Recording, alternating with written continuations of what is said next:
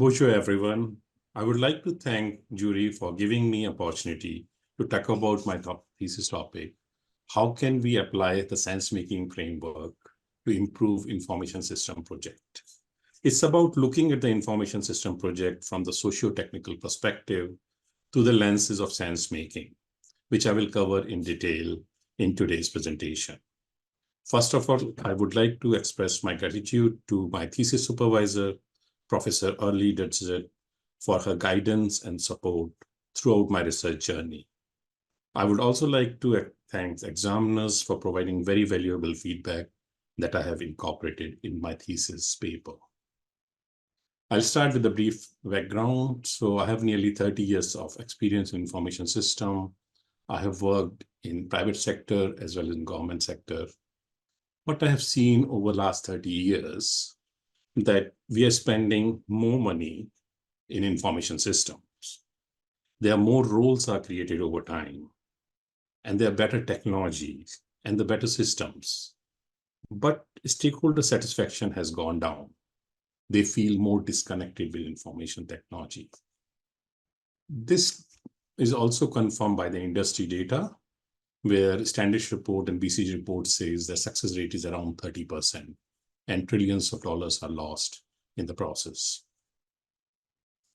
The Standish report also talks about some criteria for success, which are executive support, emotional maturity, user involvement, collective optimization, and all these aspects in one way related to stakeholder orientation on a project that drive my research and research question.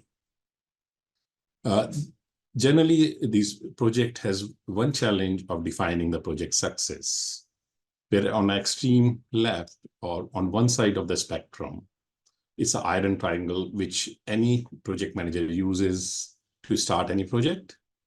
And generally, that drives more like a project management success than project success. On the other spectrum, it's more about looking at the stakeholder perspective and their needs. And that results in outcomes, but sometimes fail at the project management success level. Opera House provides a very good example where it was over budget and it took much longer, but it created an icon which created a value to the country and to the world. And that's basically, I feel, is a project management success. And that's the aspect I'm using for my project, for my thesis. Now, moving to the other concept of a stakeholder. So stakeholder perspective is quite challenging in IS environment because there are a wide range of stakeholders involved. And their role also varied and actor varied over time from strategic people to operational people, and then from contractors during the delivery phase to BAU support stakeholders. That makes it's difficult to understand a stakeholder perspective and deliver a project which is delivering everyone's expectation. This brings to my research question, which is about how can we apply the sense-making framework to improve information system project. Here, improving the IS project, I'm focusing on the delivering project outcome that align with the stakeholders' expectation and ultimately delivering the expected business value from the project. My overall research objective was to develop a practice that practitioner can use to improve their effectiveness of information system. So when I did the scoping review of IS and sense-making, it's used extensively in last 10 to 15 years. Primarily, it's used in three categories, which are listed here.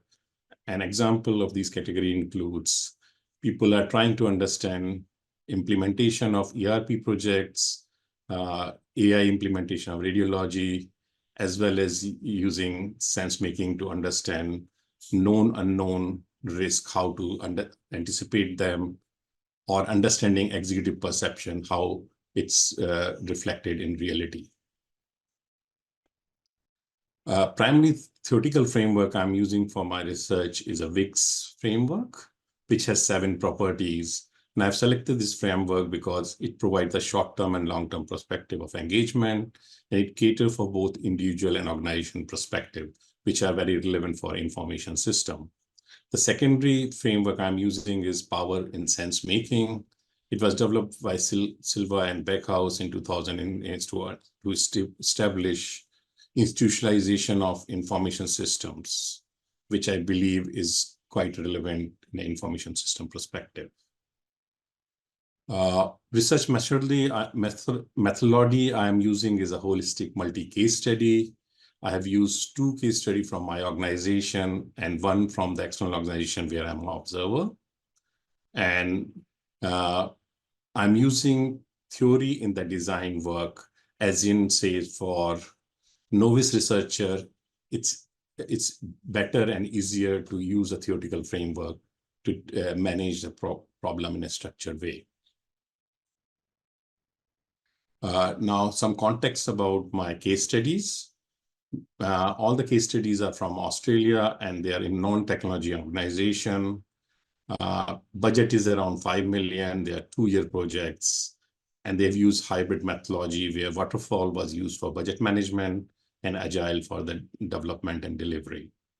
In terms of differences, they have a very different project drivers, and governance structures were different. For Project Alpha and Beta, project manager was from ICT or reporting to ICT, whereas for Project Gamma, it was a business project manager. Data was collected for all the 3 case studies in 2021 and 22. It was through semi-structured interview, post-interview reviews, and project documentation. Project Gamma was about customer-facing system, so I also used the app rating to understand final outcome of the project. One of the interesting aspects here is distance between data collection and actual delivery of the project. Longer the time, I believe there's more maturity in the system. That means feedback will be much more stable, whereas something like Project Gamma, which was during delivery phase, it will have a lot of unknown, and people's feedback and sense making will be a bit different. In terms of data analysis, I started with the exploratory research for 3 interviews, and then progressively I narrowed my context and reached the research question and used the sense making framework from Wix to pattern code and develop the holistic multi-case studies. Now I'm moving on to the result of these case studies. Here, I'll try to explain in terms of social context and possibility 2 of the properties of Wix framework, how it impacts. So in terms of plausibility, the decision-making for throughout these projects remain with strategic actors, and plausibility of decisions in a pre-delivery phase was more about incomplete information, whereas when it comes to project delivery and post-delivery, they are less engaged in the project because they have a day job. So what it resulted in, they're using social context to really understand the project status and making decision. As far as operational staff are concerned, they were less involved in the pre-project stage. In project delivery and post-project stage, they have a role-based decision-making, and particularly their decision-making was more complex in a post-project stage, where they are making operational decision with incomplete knowledge and information. Coming back to the social context is one of the most common aspects was used by all the stakeholders. Initially, at the pre-project stage, it was used to develop business case and develop alliances to really get the approval on a business case. Actors change over time in a project delivery. They are more operational focused. So there's a need for a knowledge transfer, as well as a knowledge exchange between different actors. That way, there was a lot of social context used in the sense making of the delivery at the project delivery stage. And there was a sense making also happening from operational staff to people making decisions about the project. Actors again change in the post-project stage, and there was again transfer of knowledge, which needs a lot of social context and interaction between the people. Here, in the next example, I try to explain in the context of power. So at the pre-project stage, people with the disposition systemic power, they have control of the process, and they develop the business case and develop alliances for approval of the business case. When it comes to project delivery, episodic power will become more prominent. Specific people were assigned in the project. They were working on the project to deliver a task assigned to them. At the post-project stage, that episodic power got transitioned to facilitation power, where BAU staff took the full ownership of the system. This slide combines all the 7 properties of fixed sense making and power to represent as one holistic consolidated view. So I'll cover things which are not covered in the previous 2 slides. So salient clues, because there's so much actors were changing, all the project decision, business case, stakeholder communication were used as a salient clue, and people use that as a way to understand or not understand things. So for example, business case was developed, it was very robust, but then it was not referred or communicated to staff members. So when it comes to project delivery stage and post-project stage, business case drivers were not taken into consideration when people were trying to make decisions.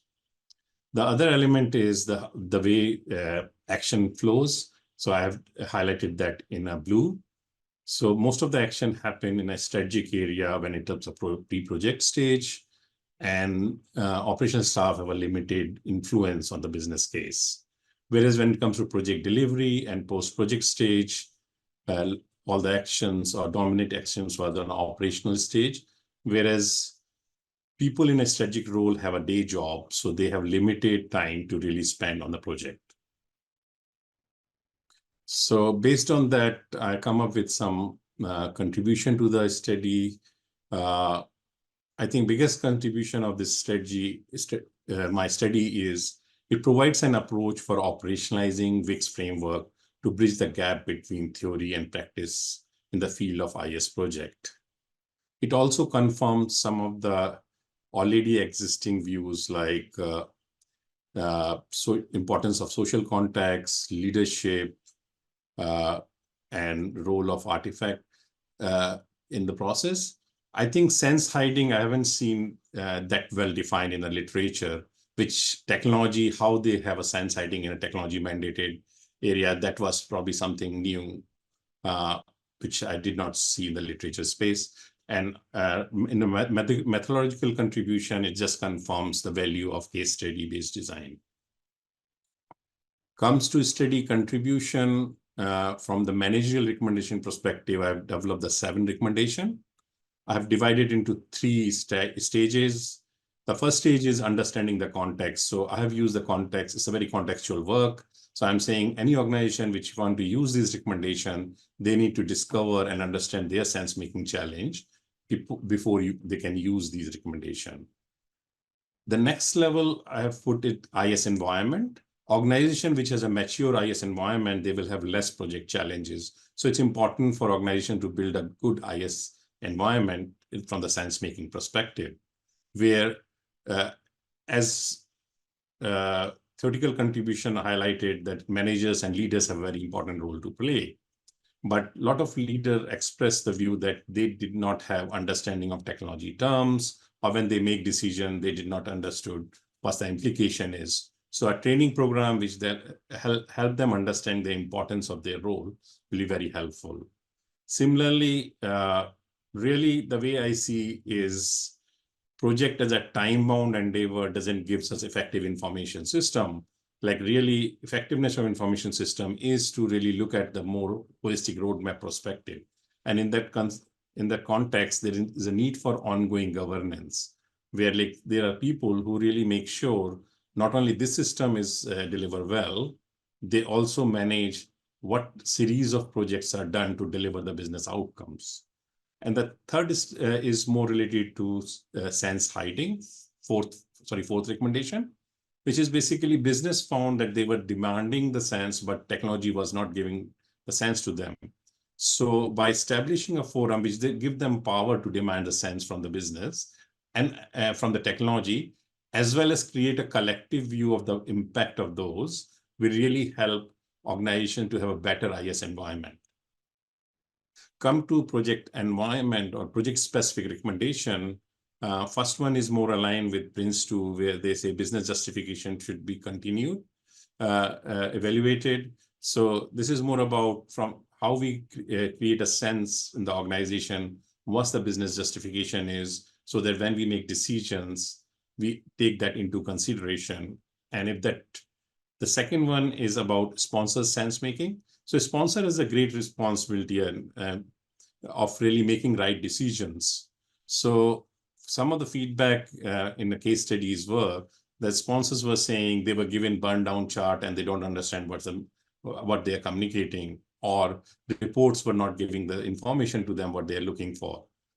And in that context, probably it's important for project manager to work with the sponsor and develop reporting process which makes sense for them. Or when they are making decision, we give them sufficient information to make right decision. And the last element is more aligned with the digital thing I was saying, like people are talking today is a digital indicator to see how mature organization is. Similarly, we should have sense-making indicator for the project where we understand, are people making sense? I'm working on a digital transformation project. On a one-on-one basis, people say, it doesn't make sense for me. But in a collective forum, they are not really sharing that one. So having these indicators can help organization to understand whether people are making sense, because ultimately, if they make sense, then only they can deliver the outcome. So this slide talks about feasibility of these studies. So what I did is I reviewed this recommendation from the sponsor and senior managers from all the 3 projects in my case studies. And their feedback was that these recommendations are very reasonable, and they are giving a structure to our thinking or structure to our project management without any increasing incremental burden on the project. And in that context, like when I started evaluating is, there are in some cases, the certain elements are less important. That's what I have rated as white. So for example, ongoing governance and information intelligence probably will need 1 or 2 additional resources. So I'm saying there's a financial impact. Similarly, in terms of technical expertise, discovery and information intelligence need specific skills. Or in terms of organization, discovery is the most complicated one because we need to coordinate all over the organization. And support from the player will be how, by implementing this, what we are doing is we are shifting power from one group to other group. So it's people who are gaining power, they will support it. Who are losing power, they will show some resistance. And that's been communicated there. In conclusion, I think there are a wide variety of project management practices are available. So what this work is doing is it's providing complementary practices which can be applied in addition to the current project management framework organizations are using, and that will help them evaluate the decision effectively and refocus on project management effort on delivering business outcome.